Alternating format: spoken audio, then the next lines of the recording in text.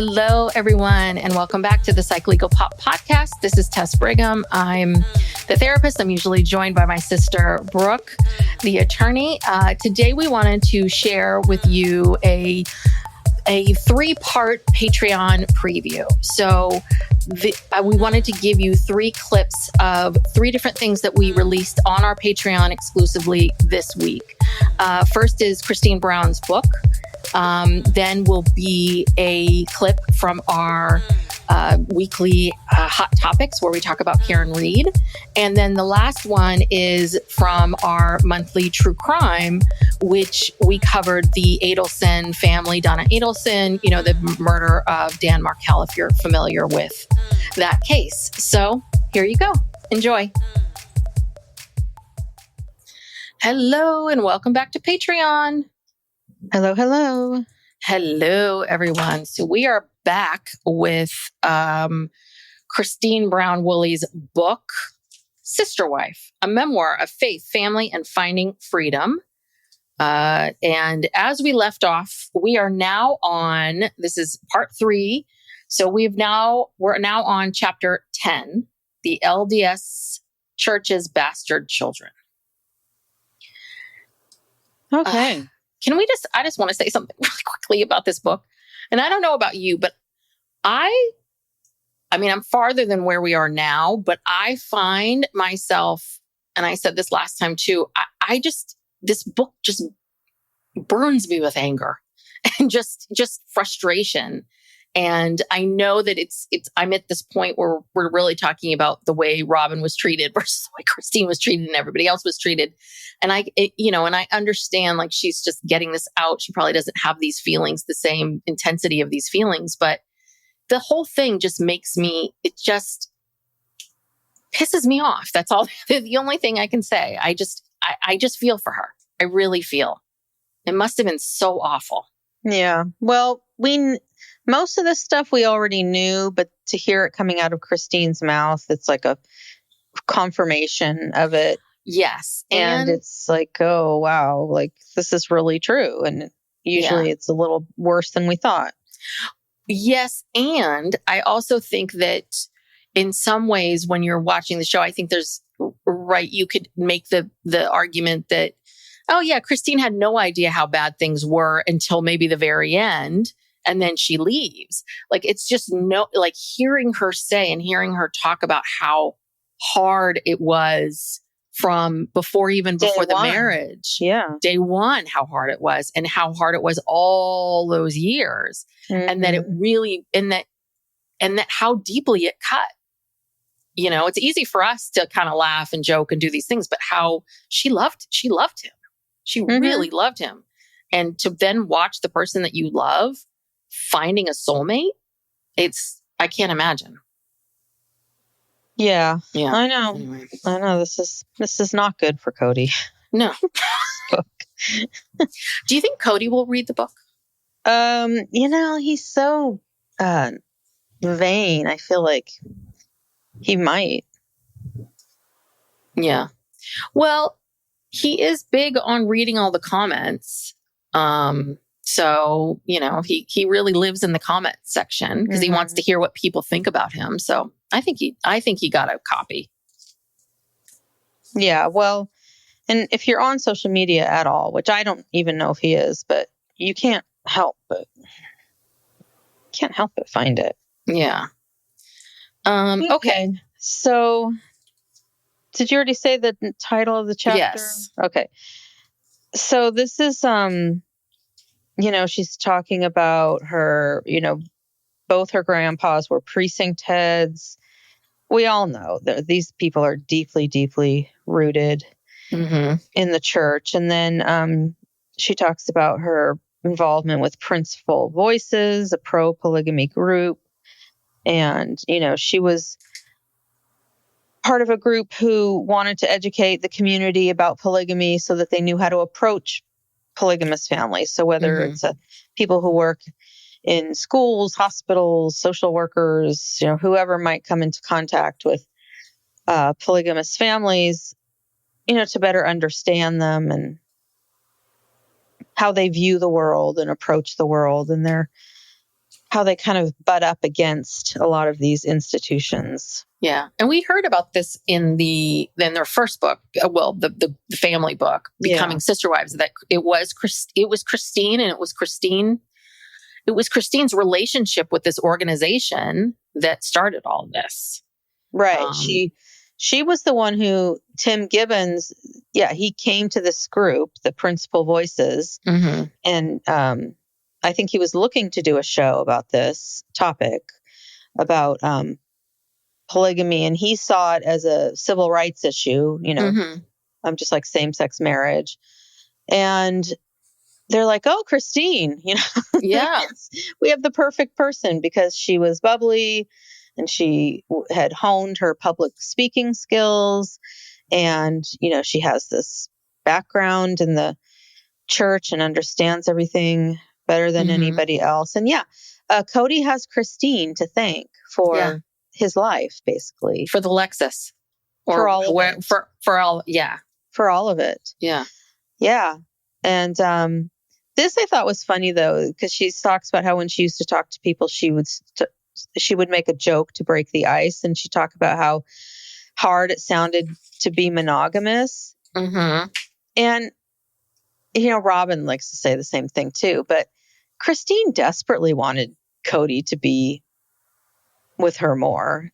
Oh, God, yeah. So it's kind of ironic. And, easy for Robin to say, because he was always with her, but for the most part. But I think Christine kind of did want to be monogamous or more monogamous.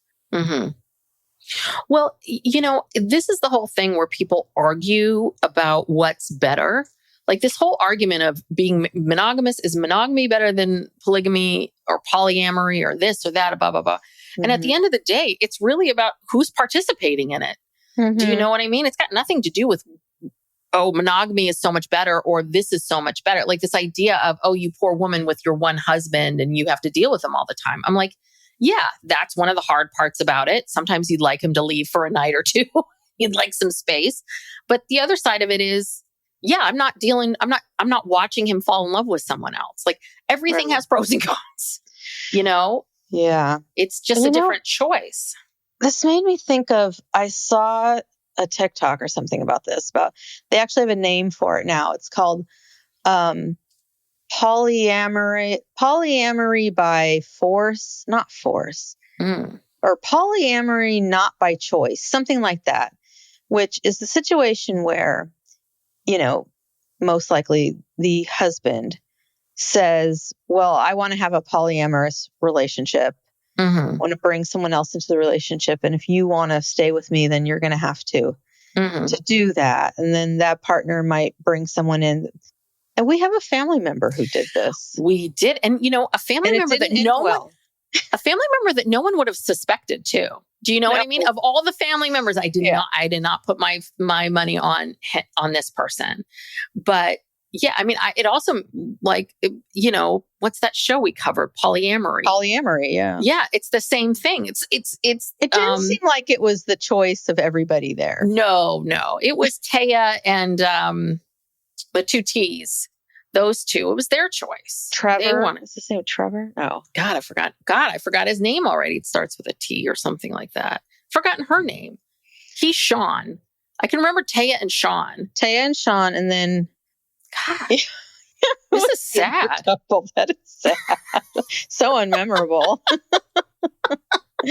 Anyway, we'll think of it later. But I feel like that is a thing now that's happening. And it's like, if you want to stay in this relationship, and I guess it's kind of sad to me, but you know what it is? It's your choice. You can leave if you don't want to do it. But it really takes a lot of guts to go to your partner and say that. And I think that it really is, I'm sorry, it's a last ditch effort. Any client that I've had who was not part of this lifestyle to begin with, right? So it's one thing if you were part of this lifestyle and this is something that you've been thinking about or doing, and then you get into maybe a monogamous relationship and the two of you make this different choice. Any client that I've ever had who's like gone to a partner and said, I want to have an open relationship, it's because they want to get out. They want to get out. And for a lot of people, the reality is, they don't want to leave their marriages. Their marriages are pretty good. The marriages are decent. They're just bored of the person, or they're not happy with this, and this, so they want more excitement. And so people feel like this is this simple solution to something that, again, none of it's simple. You're going to make the person so uncomfortable that they leave you, kind of. Or you have your cake and eat it too. Yeah. So anyway, I don't know how. Let's get back to that tangent about monogamy and whatever. So Christina's just working the crowd. Oh yeah. Well, and then this is where it comes out, right? That this is when all the stuff comes out about the FLDS and Warren Jeffs, and he's making. Hello and welcome back to Patreon. Hello. Hello, everyone. So we are back with this week's bonus, our hot topics, and we got lots of hot topics. So I was, it's so funny when the Karen Read trial was happening, I had all these people on TikTok that I would follow. And then for whatever reason, yesterday, all of these my favorite TikTokers showed up again. I'm like, how are you back? They're like, Karen Read. I'm like, oh, great. So Karen Read, yesterday, this was Monday, she's launching, or I don't know, launching her civil case. And so her main attorney is Damon Seligson, Seligson. Seligson? I don't know. Seligson. So he's got an accent. I feel like he might be British, but I could be wrong. But Alan Jackson's still there, but no David Unetti and I'm forgetting the other guy's name. Elizabeth, and there's that woman Elizabeth. Yeah. So they are gone. Sorry. So Alan Jackson's still there, but this guy Damon is the main. I think he's the main attorney. So she's suing the city, the Canton Police Department. Oh yes, let me tell you the list. Okay, yeah, tell me the defendants. So she is suing the Massachusetts State Police. She is suing Michael Proctor, Yuri Buchanan, and Brian Tully. For, I guess they said, the Massachusetts State Police is neglect in training and supervision of the troops. The other one is a violation of her civil rights. They are also suing Brian and Nicole Albert, Brian Higgins, Jen and Matt McCabe, because of civil conspiracy that they all conspired. And there could be more because there were a lot more people in that house, but those are the main ones. And then she is also suing the town of Canton for neglecting failure to secure the Sally Port. They're suing everybody. And then there's a countersuit from O'Keefe's family to Karen. And so that's the other part of it too. But she didn't sue them. So how is it a countersuit? No, sorry. Then that's okay. That answers that question. Because I was like, at first, are we all just suing each other? But it's right. No, so the O'Keefes are suing Karen. Yeah, independently. But Karen's suing. Right. Independently, the O'Keefes are suing her for wrongful death. Yes. Yeah. Oh, good. Yeah. This ought to be good. Yeah. I mean, because if the O'Keefes win that case, she has no money. Like it's almost like she has to sue the police, not only for the principal, but just, I think that. Well, I think she would have done it anyway. I mean, she's making money off of, there's some sort of Amazon series starring, was it Elizabeth Banks or someone was going to play her? That's right. Yeah. Yeah. No, look, these, I don't know. They would be stupid not to settle with her and have all this stuff. I mean, things are bad enough already, and in a civil case, it's a lower standard. All she has to prove is preponderance of the evidence. And, she was able to be acquitted beyond a reasonable doubt. So. Yeah. Interesting. Yeah. Good for her. Yes. So she will be back in the news. Alan Jackson is back. And of course, the videos of Alan Jackson, people just love to make compilations of Alan Jackson videos are back.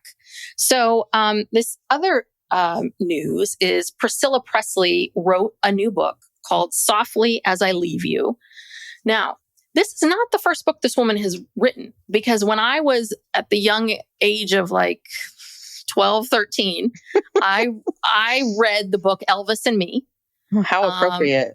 Yes, it was. Our parents, again, we're Gen Xers. No one was paying attention to what we were doing. You just walked into the bookstore with your allowance and just picked it up.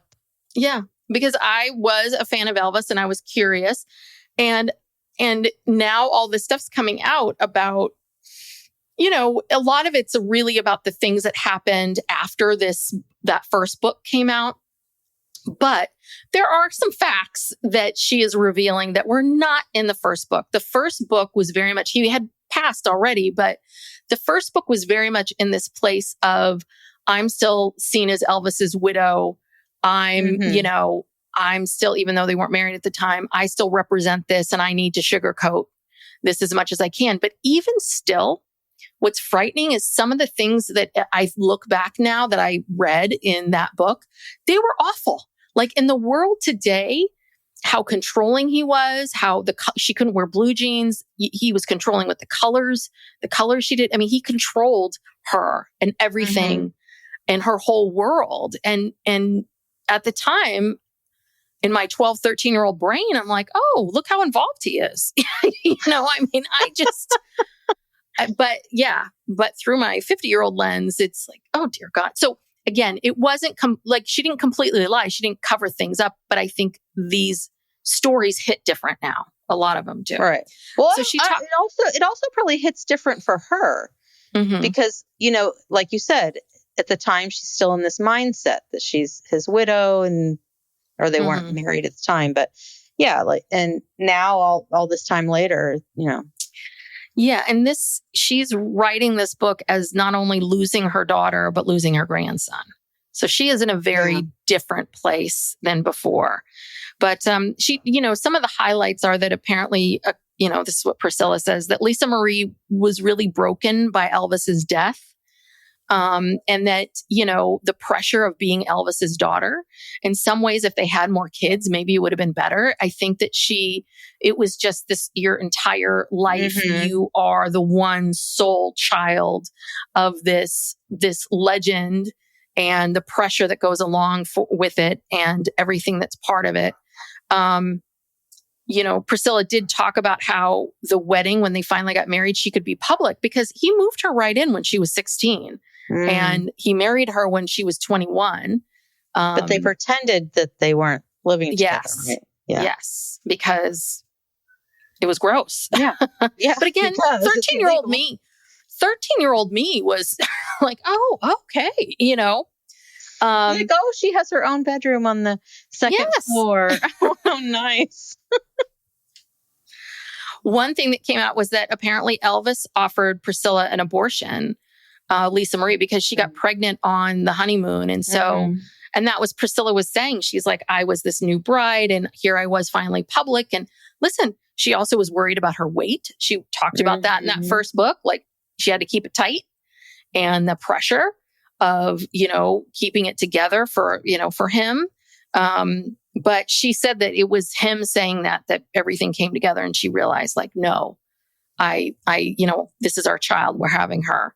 But, she left Elvis for this karate instructor, Mike Stone. And then there's talk of maybe that Elvis wanted to, put a hit out on Mike Stone. But apparently she said that Elvis, they had their last sort of sexual encounter was him forcing himself on her, like out of anger. She's not calling it rape and an assault, but she basically says, I'm really sad that this was our last encounter. And he was, again, Elvis could not believe, how could this woman leave me? And for this karate instructor. But yeah, and then she gets into this whole thing about Michael Jackson. And she was like, I didn't believe Michael Jackson loved Lisa Marie. It drove me, she was like, she was used for his image. He had already had that one child molestation case. And suddenly, and she was like, yeah, he wanted this rock, this rock legend's daughter to co-sign this. And yeah.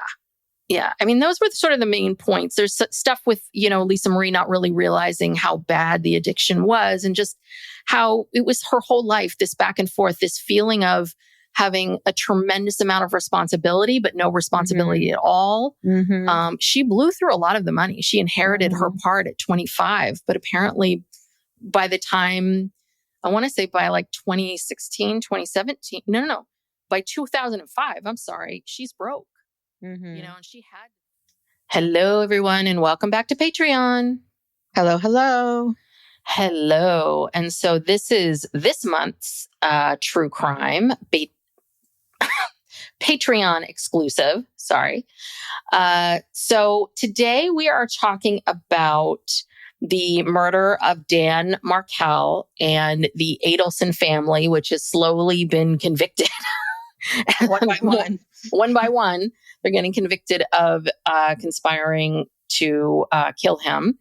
And this is a case, and it's utterly fascinating because the murder happened in 2014, but we just got another conviction of someone in this family this year. So this has been this 11-year saga, and I've seen various datelines in 2020s over the years as they begin to, each new installment, there's more happening.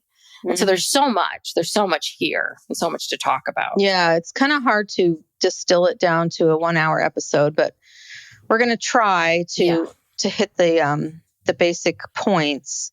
But yeah, basically this was a murder for hire.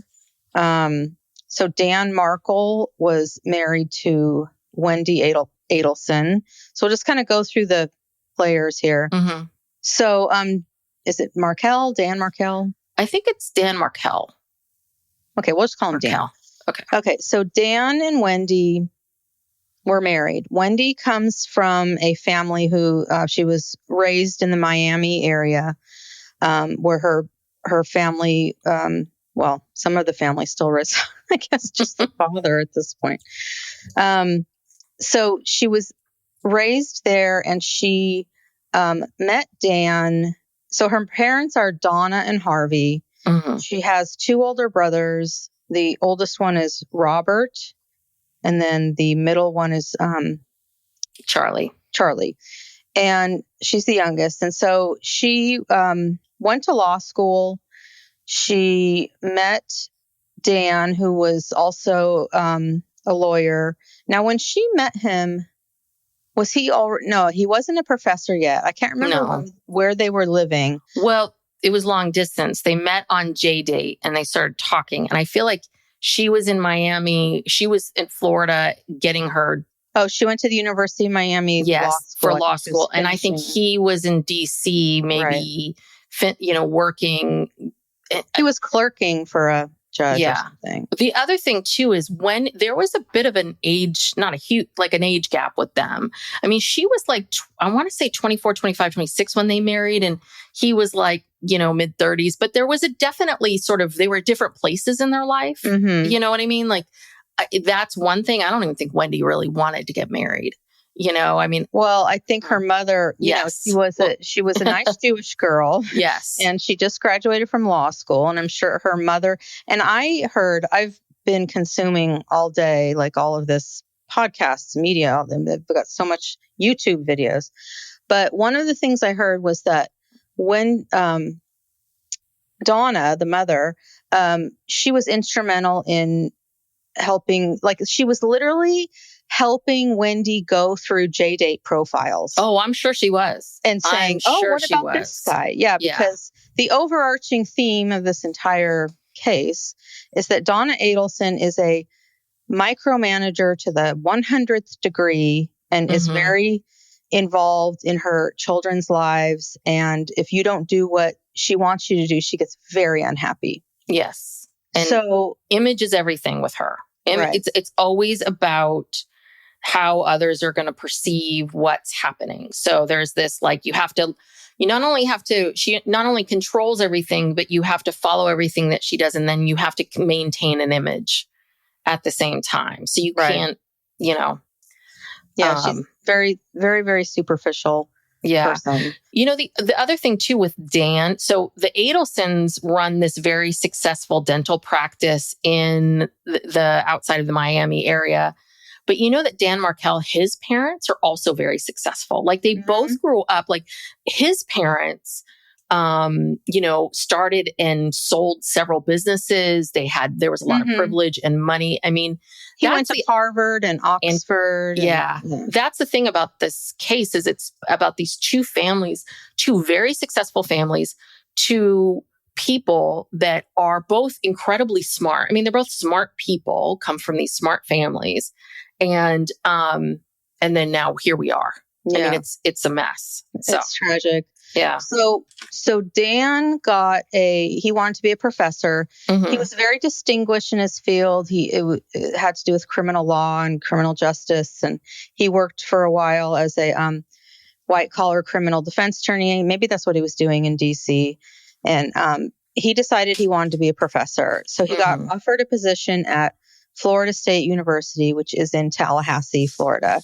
Now, Tallahassee that's the Panhandle. That's just the capital of Florida, but it's very much like the South, like it's Southern. It's not very different than Miami. Yes, it's very, not very far different. From the Georgia line. It's not far from. It's part of the Bible Mississippi Belt. or Alabama's on the other side of Georgia? Like it's right there. Yeah, it's considered part of the Bible Belt. Yeah, different flavoring. Totally different than Miami and that or anywhere else in Florida. And so I think that was Donna's first problem was that she did not want her daughter like living in Tallahassee. And Wendy even before their children were born, Wendy got offered like a contract position as a professor there, but not as prestigious as Dan. And also Donna thought, well, you're a lawyer. You should be working for a big firm and making a bunch of money. Why are you stuck at this, university being a temporary professor or whatever? Like she never liked them. She did not want her daughter there from the beginning. Yeah. So then Wendy and Dan have two children fairly close together. Yeah, two boys. They looked very young. Yeah. They were infants when he was killed. Like now they're like teenagers. But Wendy complained, and she actually wrote a whole novel about this, about how Dan expected her career, her everything to come second. He's the one he's trying to have this big career, and he's going to these conferences and lectures, and he's trying to be distinguished in his field. And meanwhile, she also has a law degree, but she can't work because she has to be home with the kids. And so the problems in their marriage started immediately after having children.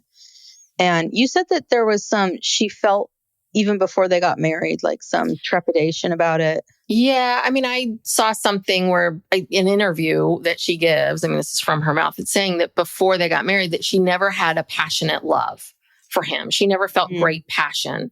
But that her mom, Donna, convinced her, well, marriage is more than just passion and all of that. And it fades, but I believe you have to have that initial spark, because if you don't have the initial spark, you can find it again if you have it, like it can come back. But, so I think that she already was a little unsure about this, if this was going to work. And I think her mom convinced her. And then what happened is what happens to all, especially women. It's like you get wrapped up in the planning of a wedding. So you're not really even thinking about who this person is and what it's going to be like. But again, that's one of the things about this case was that Dan Markel he did not deserve to be killed. He is not a bad person, but I don't think I would like Dan Markel. Because he sounded super arrogant and uptight, arrogant. And I think that he does think because he's the smarter one, because he's the man, that everything should be focused on him. So I'm with Wendy at this point with all of this crapola. Yeah. Well, I can also, understand. Yeah. He's very, this is the ironic thing is that there's a lot of similarities between Donna and Dan. Mm-hmm. And that's why they clashed, obviously. Yeah. So like at their wedding, both sets of parents helped pay for the wedding, but Dan was very religious, like more than the other family. Yeah. More than the Adelson family. And he wanted all the food at the wedding reception to be kosher. And apparently Donna was in charge of that or something, and it was not. Yeah. Listen, but I think what happened was that she was like, sure, I'll take care of it. Thank you so much for listening. If you're interested in our Patreon, go check it out. We have 2 tiers. There's the $5 tier where you get all the shows ad-free, plus that weekly bonus where we talk about Karen Read. You get that as well. If you then join our $8 tier, you get all those things, plus the monthly true crime. We also do a monthly Ask Us Anything where people can ask us questions, mental health questions or legal questions or pop culture questions or questions about anything else that we can potentially answer. We never, ever put those down as a preview because it's, people are asking us personal questions and we want to keep it a private thing. So that is one thing that you won't get. We'll never preview for you. But hopefully you enjoyed these 3 clips. Hopefully it maybe got you excited about checking out our Patreon. So thanks so much. Thanks so much for listening. Appreciate you. Bye.